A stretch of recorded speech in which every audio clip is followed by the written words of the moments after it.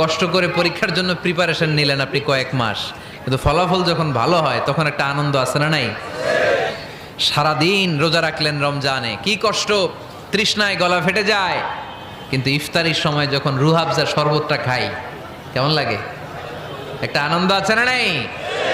এজন্য আল্লাহ বললেন فإن مع العسر يسرا إن مع العسر يسرا। ও নবী, কষ্টের দিন মক্কায় অল্প কিছু দিন, মদিনাতে আনন্দের দিন অপেক্ষা করছে। আমাদের জীবনে যদি দুঃখ কষ্ট আসে আমরা ধৈর্য ধরবো, তাওয়াক্কুল করবো একজনের উপর, তিনি কে? কারণ আমরা বিশ্বাস করি কষ্টের দিন এটা চিরকালের জন্য নয়, সামনে আনন্দের দিন আমাদের জন্য সেট করে রেখেছে কে?